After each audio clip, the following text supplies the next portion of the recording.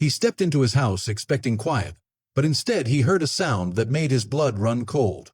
A child's soft cry.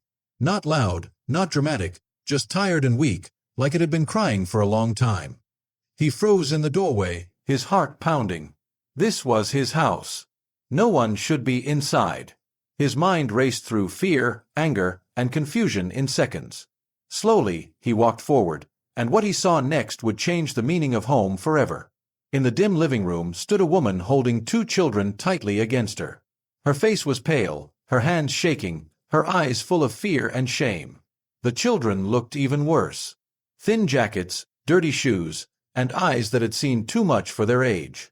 The woman spoke before he could say a word. She kept saying she was sorry. She promised they would leave. She begged him not to call anyone. Her voice broke as she said she had nowhere else to go. He asked her name. She said it was Sarah. He asked about the children. She said they were her son and daughter, and they were all she had left. Then she told him the truth, slowly, like every word hurt. Sarah was a widow. Her husband had died suddenly, leaving her alone with two kids and a mountain of bills. Hospital costs drained their savings. Grief drained her strength. She lost her job while trying to keep her family together. Rent became impossible. One by one, doors closed. Friends stopped answering. Shelters were full.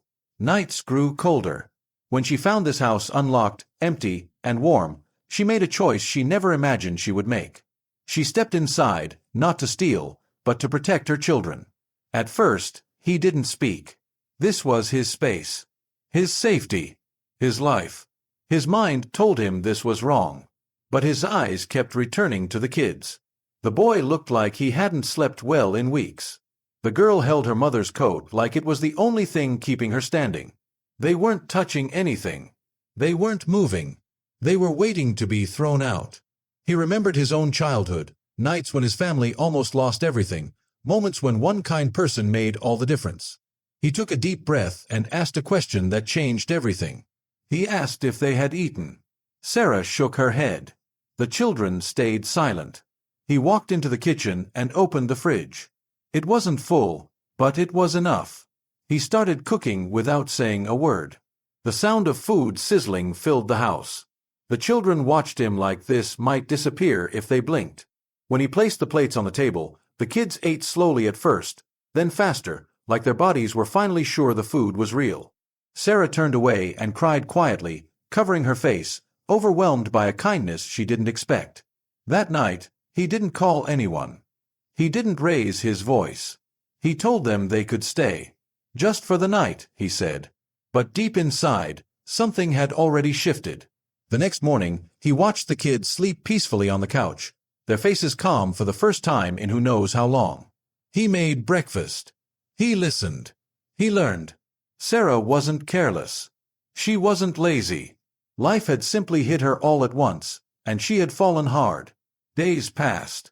He helped her fix her resume.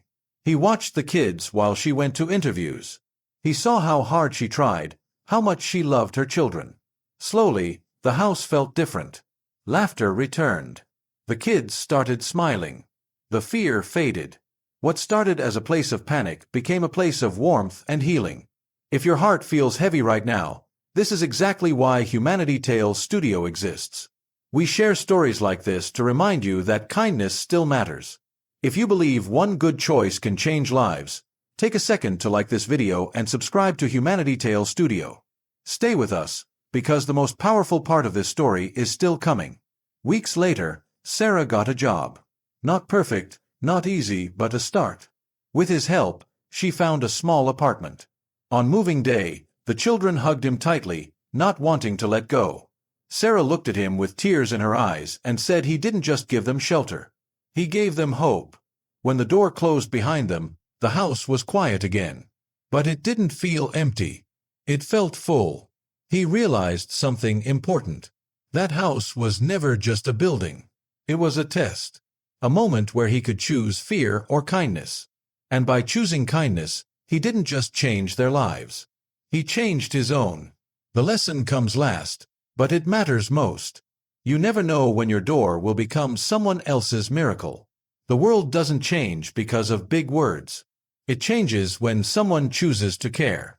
If this story moved you, share it, subscribe to Humanity Tales Studio, and never forget, kindness always finds its way back.